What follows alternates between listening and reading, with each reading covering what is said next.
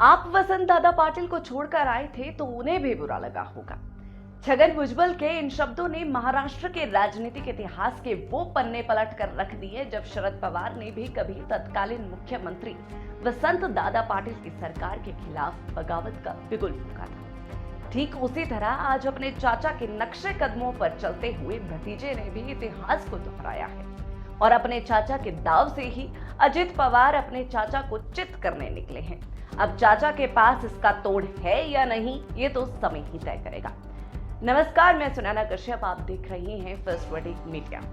बहरहाल वसंत दादा पाटिल से शरद पवार की बगावत का वो किस्सा भी आपको सुनाते हैं। साल था 1977 का। आपातकाल के चलते कांग्रेस के भीतर भी विद्रोह था।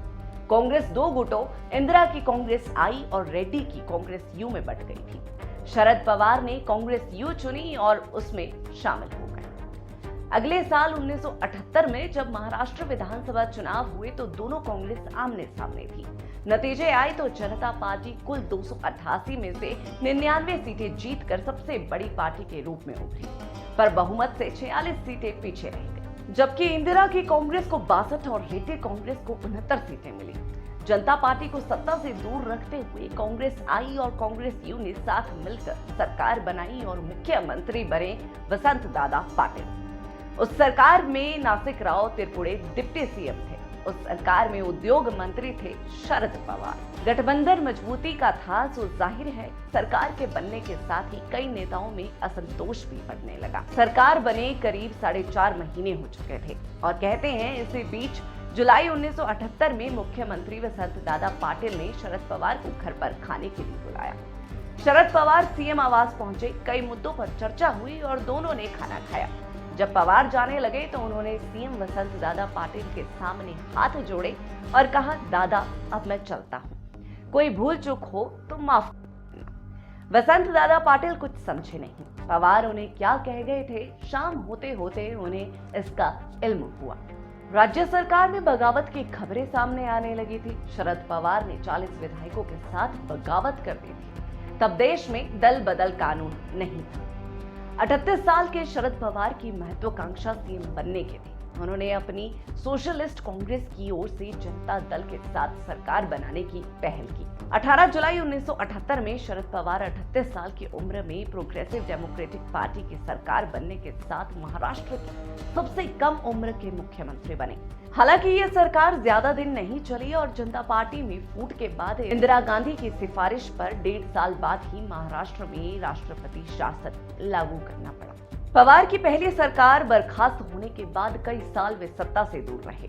1980 में इंदिरा गांधी की हत्या के बाद राजीव गांधी कांग्रेस में सर्वासर्वे हो गए। सरकार और संगठन दोनों की कमान राजीव संभाल रहे थे। कहते हैं राजीव तो चाहते थे, लेकिन तब महाराष्ट्र और कांग्रेस के कुछ नेता पवार की वापसी के खिलाफ थे। तब इंदिरा गांधी की हत्या के बाद देश में कांग्रेस की प्रचंड लहर थी। इसके बावजूद पवार 1984 में पहली बार बारामती से लोकसभा चुनाव लड़े और सांसद बने। साल 1986 में राजीव गांधी के कहने पर शरद पवार की कांग्रेस में घर वापसी हुई और वे महाराष्ट्र में फिर से सक्रिय हो गए। साल 1988 में राजीव गांधी ने तत्कालीन सीएम शंकर राव चौहान को अपने केंद्रीय मंत्रिमंडल में शामिल किया और शरद पवार दूसरी बार महाराष्ट्र के मुख्यमंत्री बने। ये दूसरा मौका था जब पवार ने अपना तिलिस्म दिखाया। साल 1995 आते आते महाराष्ट्र में भाजपा शिवसेना गठबंधन सरकार बन चुकी थी, जिसके बाद पवार ने एक बार फिर से केंद्र दिल्ली का रुख कर दिया। 1990 के दशक में देश में क्षेत्रीय दलों का दबदबा बढ़ने लगा था और ये गठबंधन सरकारों का दौर था। कहते हैं शरद पवार भी अब पीएम बनने के फरमान पा चुके थे। 1996 के लोकसभा चुनाव में भाजपा सबसे बड़ी पार्टी बनी, लेकिन उसके पास संख्या बल नहीं था। अटल बिहारी वाजपेयी की सरकार तब महज 13 दिन में गिर गई थी। उधर कांग्रेस ने भाजपा को सत्ता से दूर रखने के लिए तीसरे मोर्चे को समर्थन दिया। कांग्रेस के समर्थन से सरकारें बन रही थी और गिर रही थी। फिर 1998 और 1999 में भाजपा फिर सबसे बड़ी पार्टी बनी और सरकार भी भाजपा की ही बनी।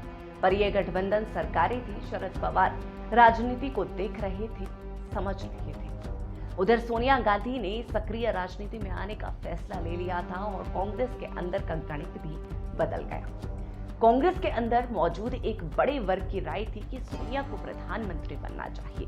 कहते हैं सोनिया के आने के बाद पवार समझ चुके थे कि अब उनका पीएम बनने का सपना पूरा नहीं होगा। ऐसे में शरद पवार ने सोनिया के विदेशी मूल का मुद्दा उठाया और पीएस संगमा और तारिक अनवर के साथ मिलकर 1999 में राष्ट्रवादी कांग्रेस पार्टी बनाई। कांग्रेस से पवार की ये दूसरी बगावत थी। अब अजीत पवार ने अपने चाचा शरद पवार को उन्हीं के राजनीतिक दांव से पटकनी दी है। अब भतीजे की इस दांव की काट क्या चाचा के पास है या शरद पवार की जमीन खिसक चुकी है, ये तो आने वाला वक्त ही बताएगा।